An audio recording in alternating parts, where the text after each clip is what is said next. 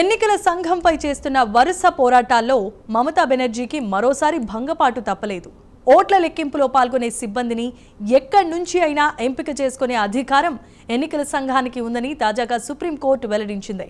ఈ విషయంలో ఎన్నికల సంఘానికి ఆంక్షలు పెట్టడం చట్టపరంగా చెల్లదని సుప్రీంకోర్టు పేర్కొంది. అంతేకాదు, ఇదే అంశానికి సంబంధించి ఏప్రిల్ 13న ఎన్నికల సంఘం విడుదల చేసిన సర్క్యులర్లో ఎటువంటి అక్రమం లేదని సర్వోన్నత న్యాయస్థానం కుండబద్దలు కొట్టింది.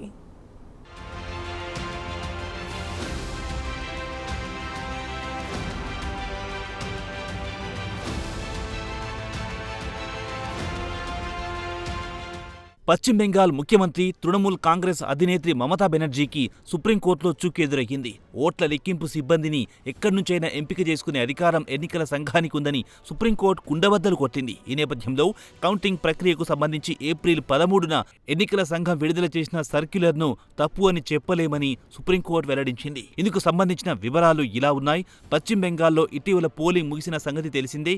మొత్తం 2 విడతల్లో పశ్చిమ బెంగాల్లో పోలింగ్ జరిగింది. బెంగాల్లో మొత్తం 294 నియోజకవర్గాలున్నాయి. కాగా ఏప్రిల్ 23న జరిగిన తొలి విడతలో 152 నియోజకవర్గాలకు ఎన్నికలు నిర్వహించారు. అలాగే ఏప్రిల్ 29న జరిగిన రెండో విడతలో 142 నియోజకవర్గాలకు ఎన్నికలు నిర్వహించారు. కాగా మే 4వ తేదీన ఓట్ల లెక్కింపు జరగనుంది.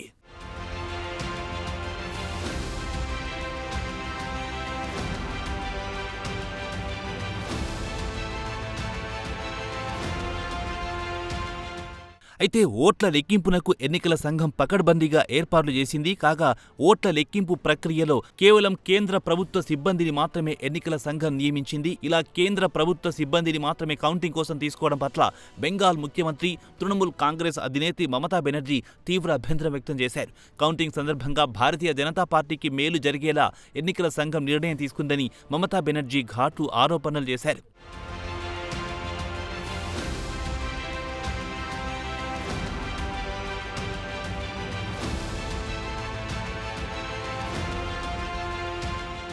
కథ అక్కడితో ఆగలేదు. ఎన్నికల సంఘం తీసుకున్న నిర్ణయాన్ని సవాల్ చేస్తూ మొదట ఆమె కోల్కతా హైకోర్టుకు వెళ్లారు. కాగా కోల్కతా హైకోర్టు ఎన్నికల సంఘానికి అనుకూలంగా తీర్పు చెప్పింది.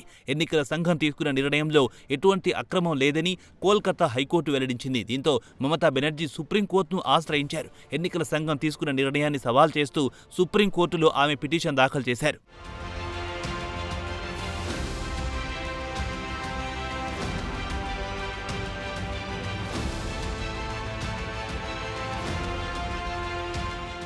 కాగా తాజాగా మమతా బెనర్జీ పిటిషన్పై సుప్రీంకోర్టు విచారణ చేపట్టింది.